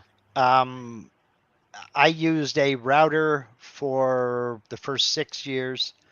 Thankfully, it was an old school Porter cable, and I still have that router. Replaced the brushes, and that's about it. Yeah. But I now have a spindle. I've been using a spindle for the last year and a half, and I will never go back. I'll never go back. I so prefer the spindle over the router. This is, yeah. If you I can can't- afford it, go with the router. Go with the spindle, because in many ways it's false economy. Yes, a spindle is what, $500-600, something like that. Mm-hmm. But how many routers have you bought, Kate? 3.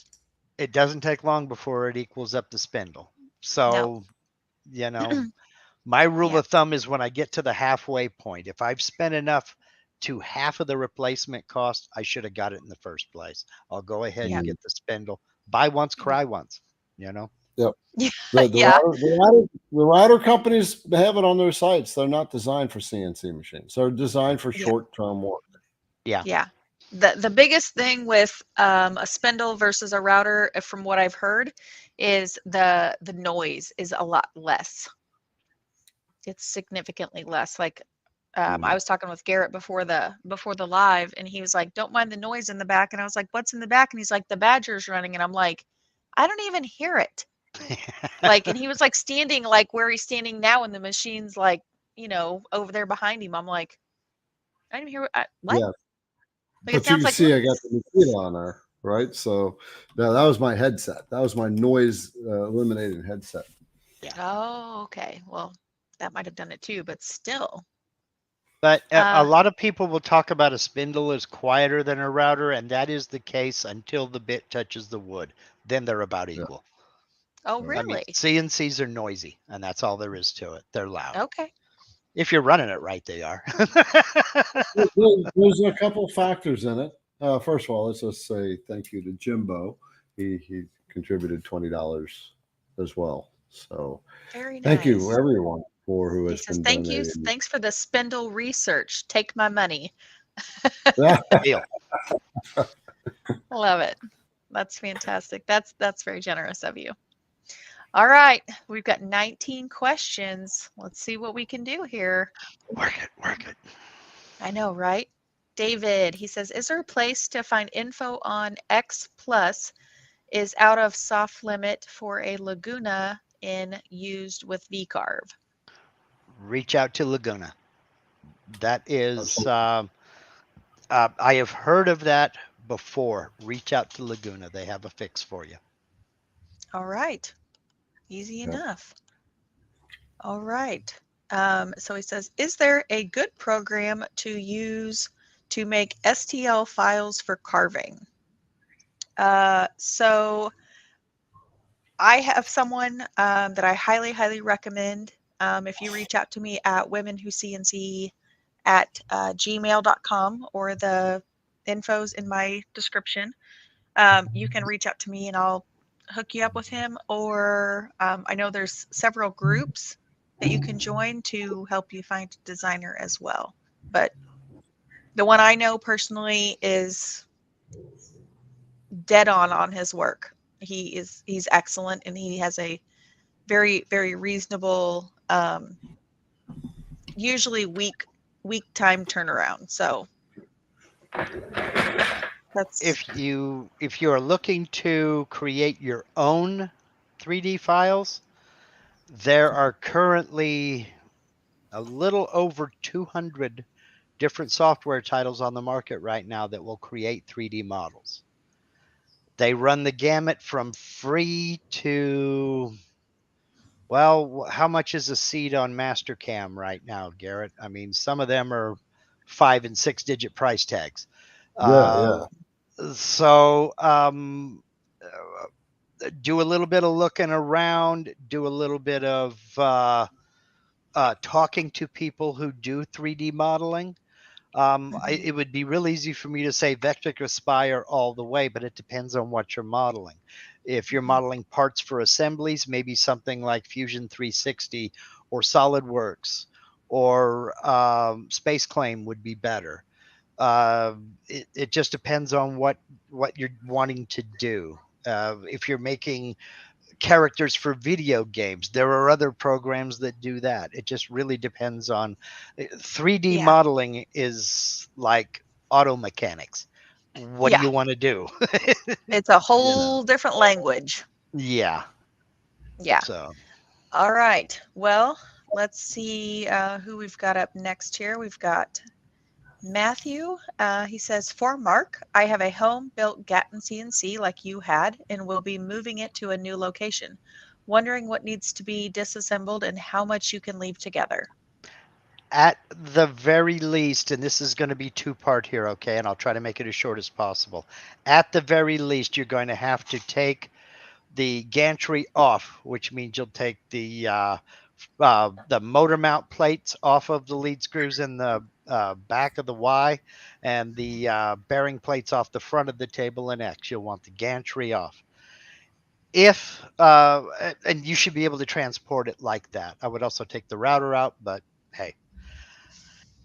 After you get it moved, if you did like I did and built it in place, be prepared to go through probably 3/4 of the reassembly all over again, because I still to this day, I think they finished the concrete on that old shop I think they finished it with a chainsaw.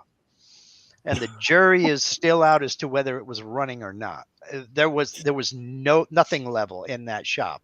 So one leg was taller than the other. I mean, it was just, the whole thing Oh was my just a gosh. mess. So when I moved it in here onto this nice level floor, I had to basically go through and, I hesitate to say rebuild everything, but I had to loosen Sounds up like it. and modify everything and get it all back to the square. And that took a couple of weeks, because about the time I thought I had it right, I'd find something else was off and go Mhm. explore down that rabbit hole and get it fixed. So I didn't have to replace any parts, but I did have to remove shims here and add shims there and just resquare everything because they're built in place. So Yeah. good luck to you, man. I still didn't have it perfect when the Avid started showing up. Gosh. It's a challenge. It really is. It is. All right. Let's see. We've got a question here from Trevor. He says, how can I add tabs to a segmented 3D model with a model offset boundary of 0.5? When I preview toolpaths, it also applies the offset boundary to my tabs. And it will. It's when you run a offset boundary, it's going to apply that boundary to the entire 3D model. And if you remember, Vectric software, doesn't matter if it's VCarve or Aspire, it models from the bottom up of your component tree. So the minute you add those 3D tabs to your component tree, it becomes part of the model. So any boundary offset, you say you have 1/2 inch, it's going to add that boundary offset to those tabs as well. If it's interfering with the rest of the model, look at your combine mode and make sure that you have the correct combine mode. Tabs, generally speaking, should be set to merge and not to add.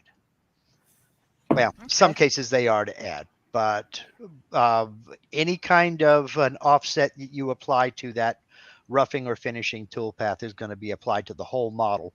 And the minute you apply those tabs, you add those tabs, it becomes part of that model. Okay. So.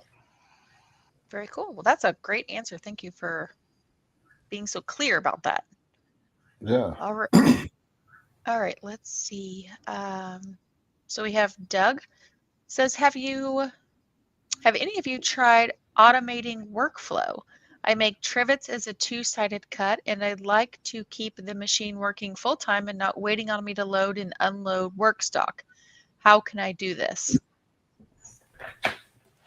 That is not something I've done. Yeah, this is kind of a larger question to answer, but there is a feature in the Vectric software that allows you to do that. What is that, Mark? The feature within Vectric? I don't know. It's one where you can instead of nesting. That's what I was thinking. Nesting. No, it's in the toolpath area where you can merge toolpaths. So if you got like multiple items and they I know what you're talking about. Yeah. You're just, okay. it's just just the merge toolpath. I know. I read the question differently, so I'm reading it differently too. That's why I'm saying it's a loaded question. Working with your workflow, it's really setting yourself up. It's a larger question. Go ahead. It depends on your controller software. I think, Doug, what you're asking about is having 2 different areas on your table that you can use. And let me throw something up here. Change my camera. And is that the right one? I think I know. Kaboom. There we go. That does make sense. I have what you're saying, Mark. I have 2 separate work areas. If you notice, I have a line of holes here and across here. And then here I have a line of holes down here and across here. This is one work location that I have set up. This is another work location I have set up. So I can actually place a piece of material here and start carving it, mount another piece of material over here, get it all set up and ready to go. Then when this is finished carving, I change a setting in Mach 4, tell it to go over to this work XY0 and start cutting that while I'm unloading the material here, mounting another piece. Then when this one's finished, I can send it back over here and have it start carving here while I'm unloading here and putting a new piece of material down. Got it. If you don't mind me plugging one of my own videos, No, I don't Oh. think you will. Just Julian, just make sure you note what it is. And go to my YouTube channel and look for work offset. And work offset. And that's what that is. That's set up in your controller software. And Jimbo Okay. Jones is mentioning it down here. G54, G55 workspaces. Yes, I set up a G55 and a G56. And that tells the controller where on my work table the piece of material is located. Okay. The thing is, you have to have homing and limit switches, because if you don't home your machine first, none of that'll work. Okay. It's a waste of time. Yeah, So I'm not sure why it didn't come to my head, because we talk about work offsets all the time. I tell you what, I've set up 2 work offsets here, 2 locations, and I will never go back. I have an expensive, Smart. 3-way touch plate that I don't use. Because I home the machine. I tell it to go to my G55 work offset location. It goes straight over there to that location. I set Z0 and go. I have not set my XY0 since I created those locations. It's Wow. that simple. Yeah. That's awesome. Okay. Yeah. Very If cool. you have homing on your machine, then you can do that. Mm-hmm. Very cool. Okay. So we have Doug up next. He says, on the deep pour project, are you going to take us through the flattening, sanding, and finishing of the project? I'd love to see that part too. Absolutely. I'm actually thinking about breaking this video down and start releasing segments of the video instead of making it like one 3-hour video, because I feel like you guys are just going to be like blah, blah, blah, blah, blah, blah, blah. So think about just starting uploading what I've got and then just keep part 1, part 2, maybe part 10 series. Who knows? Because, making these things it's a lot of work. Inquiring minds want to know. Absolutely. Yep. They're a lot of work. Okay. So let's see. Who do we have next?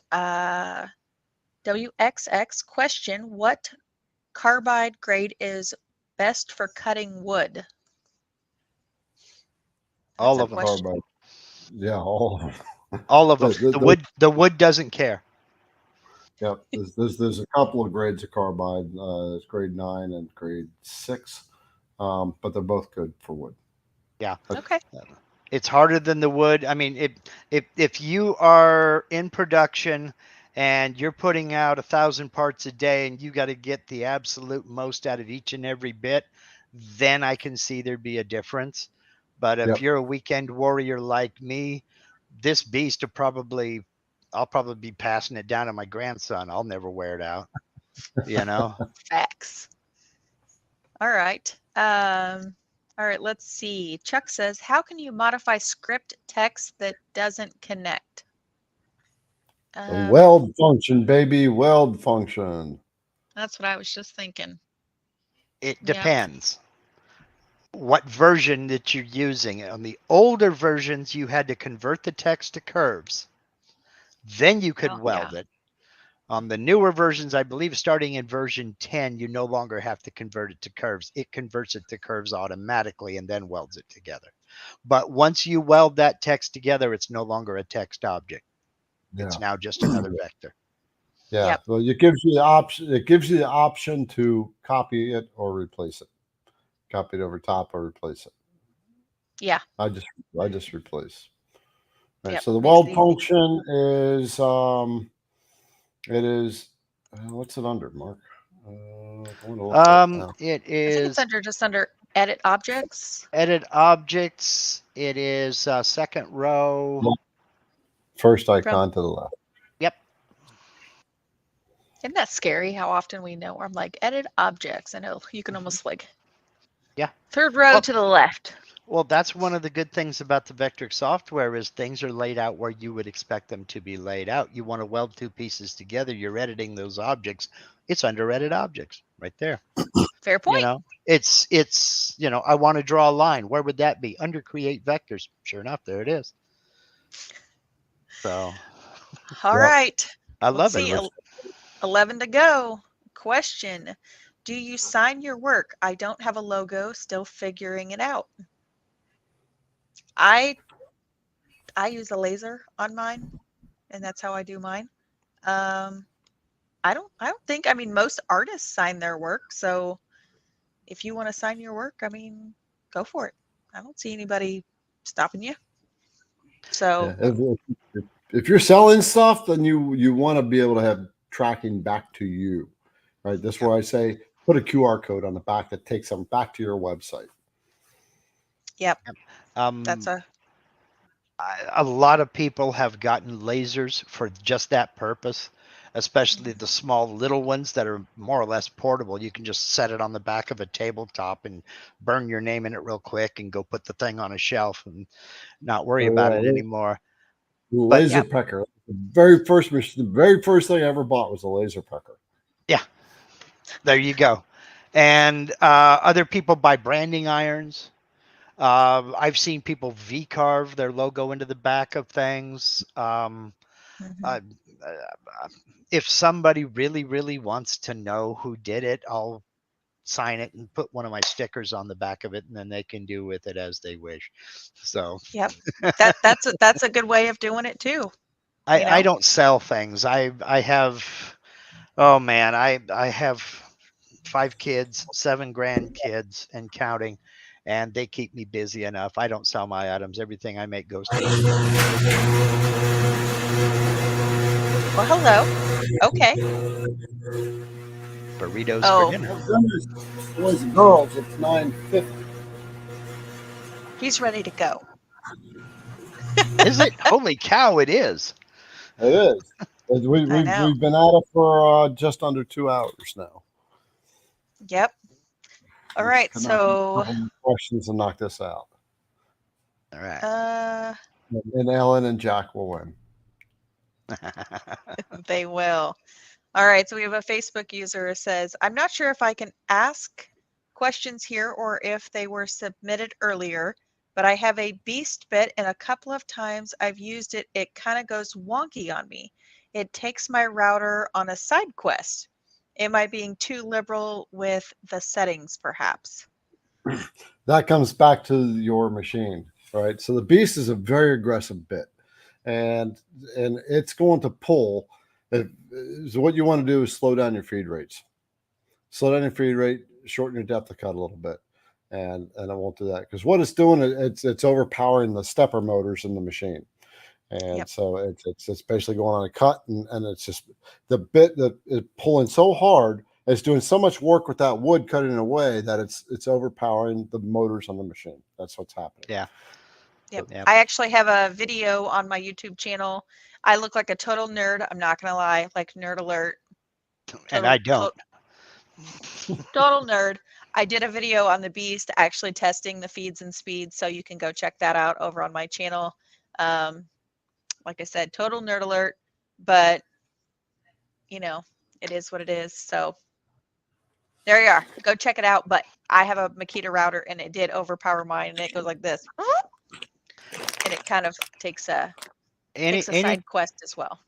Anytime your bit is struggling, the first 2 things to look at are feed rate. Well, 3 things: feed rate, RPM, and depth of cut. You will develop the sense. You can tell when a bit is struggling. If it looks like it's trying to force its way through the material rather than cut it, up your RPM. You're trying to go too fast for how fast that bit's spinning, or slow down the feed rate if you can. Yeah. If something doesn't sound right, it's not right. If you're breaking bits, you're either trying to cut too deep or you're trying to cut too fast, or a combination of the 2. Yeah. So. All right.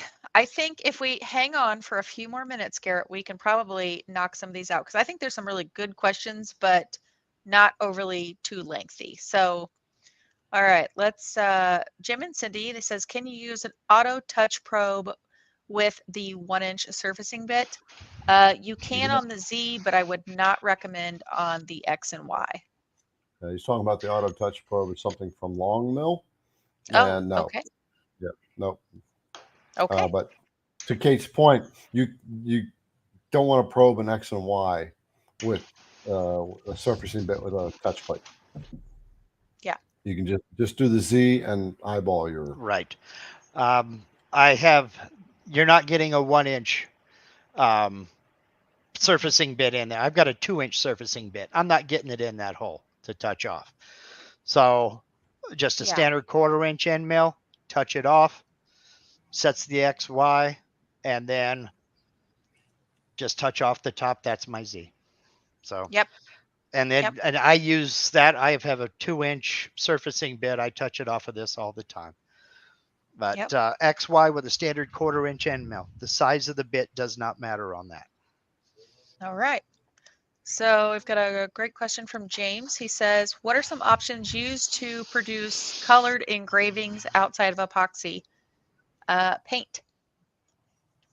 Paint all the way. Spray paint, chalk paint, acrylic paint, you name it. There's a lot of options about there. I spray paint almost everything. So there's that. Stain. He does. He loves his spray paint. Stain. Yeah, stain's great too. Yep. All right. Let's see. Okay, how about a 1/16 mil bit for stainless steel? Speeds and feeds. You need to talk to a machinist about that. I'm a wood guy. I still think there's magical mystery voodoo in metalwork because, the lines on my tape measure ain't that small. So. Yeah. All right.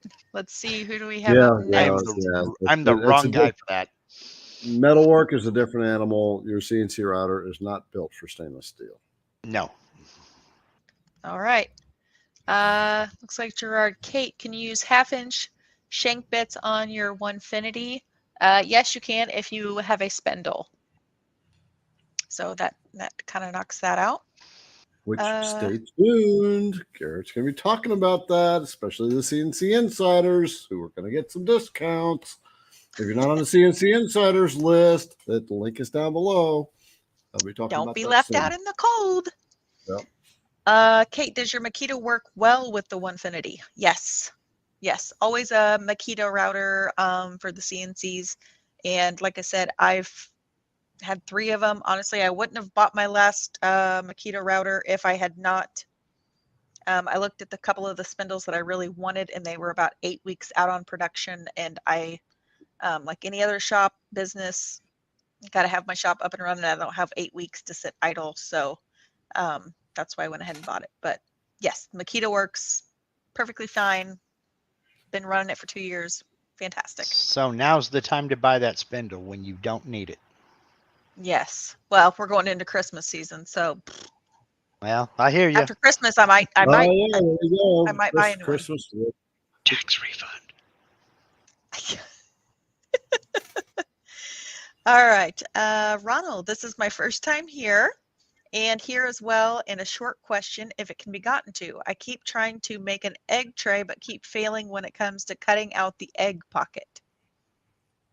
I've seen those. They're like the wooden, and they have like 12 different eggs. Yeah. We're kind of crunched for time. I wouldn't be able to go in and show you how to model one. Not in 2 minutes. Maybe I'll do a video. I don't know.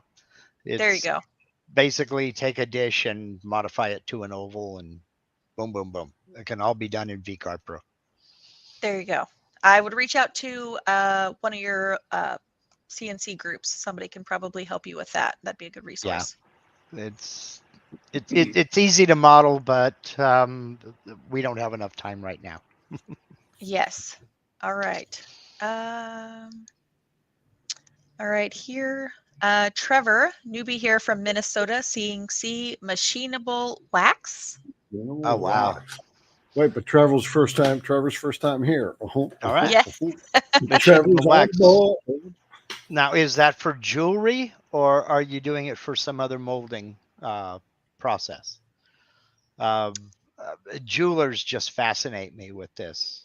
I mean, when you think about that, they carve out wax and then use that Mold. as part of the molding process for making Okay. jewelry. God, it's fascinating stuff. All I can watch right. it all that. I can watch it all day. All right. Papa's Workshop. Kate, are you going to add an ATC to your Onefinity? I cannot add an ATC unless I upgrade to the Elite series. I would love to upgrade to the Elite series. It's just, just extra toys for the shop. So it's on my list of things to get to one day, but right now, not currently. Okay, so I wanted to throw this out really quickly. Marcus, thank you for the $20 donation. Thanks, really Thank you, appreciate the Marcus. knowledge sharing. Absolutely. Thank you so much, Yeah. brother. I hope you guys are walking away with something more than what you walked into this tonight. Yes. All right. I know we are at our 2-hour mark. We have 2 questions left, though. Should we take them? Knock them out. All right. Let's see. Ben Franklin. Oh my gosh, I love your name. Kate, do you surface your epoxy projects after they cure, or do you run them through the planer? I personally do not run my epoxy projects through the planer right off the bat. I will surface them, and then if I need to do like additional, I will run them through like my, I'm drawing a blank, not a Surface belt planer? sander, Drum sander. drum sander. Thank you. Yes. I have all these tools. I'm looking around going, what in the world? I'll run it through my drum sander, through that kind of thing. But I usually don't run it through the planer. I feel like the planer is a little bit of aggressive and it can chip the epoxy, and then it's, more work from that point on. So surfacing is usually my go-to. And I do use Garrett's 1.5-inch surfacing bit. Beautiful. Just lower the step over and you will have very minimal sanding. All right. Last but not least, at the 2-hour mark, Clayton. Hello, all. First time here. We couldn't just not answer his question. I mean, this is the first time. Yeah, Clayton's here. Clayton's here. See, I told y'all it was going to be a good wrap it up. Garrett and his 3/4-inch 90-degree V-bit I recently purchased. First of all, great bit. Thumbs up. Trying to figure out why my carve times increased using versus my 1/4-inch 90 bit. Love the bit though. So why did his time increase? I'll have to look. I have to look at the settings on the bit. The only reason that I would think a time increase would be there. It's got a deeper cut, so it should decrease unless the step over's down. Yeah, step over, feed rate in one bit versus the other. A lot of things. It's a bigger bit. It's a bigger V bit. It's a 3/4 inch wide versus a 1/4 inch wide. Right. So I'm looking at the data right now. So it's 90-degree. Got that one set at a pass depth of 1/4 inch, step over 20%, 2% and 20% for V bit, 60 inches, and then the 90 1/4 inch is at a 0.1 pass depth, 2%, 20%, 45 IPM. There's your answer. The feed rate were different, weren't they? Yeah, 60. Well, it's 60 for the bigger one, and Right. 40 for the small. Right. So it should be faster. You're saying it's going slower. Oh, okay. Yeah. Don't know. Okay. So I'm not sure. I would have to see the program difference. Yeah. I want to give a quick shout out really quickly to one of my friends here. So this is Sam Coleman. If you guys do not know Sam, he's doing some pretty awesome things. He's recently got into some 3D carving. I actually gave him a shout out to his link in my Onefinity Meet the Maker And so if you guys have not seen him, he's over at Coleman Designs on Instagram. He's doing some very, very cool things, very genuine individual. So go say hi to Sam. He's doing some pretty cool things over there. So, Yeah. all right. Yeah. 2 hours, 4 minutes. I think it's our longest one. Yeah. Yeah. All right. 2 All right. hours and all right, brothers and sisters. I'm Garrett with IBC Woodcraft. Thank you for hanging around the extra amount of time. Kate, our sister, who is Maker of the Month over at Onefinity, and Women Who CNC. Ladies, if you are a creator, join her group, Women Who CNC, on Facebook. It's for women only. And of Yes. course, we got Mark, the ever humble Mark, who has been there for years and years and years, and will still be Just here. some guy. I'm just some guy in a shop. Thank you very much for having me, Garrett. I really appreciate it. Yeah. Always. I love having you. Always a pleasure. And we will see everybody later. See you guys.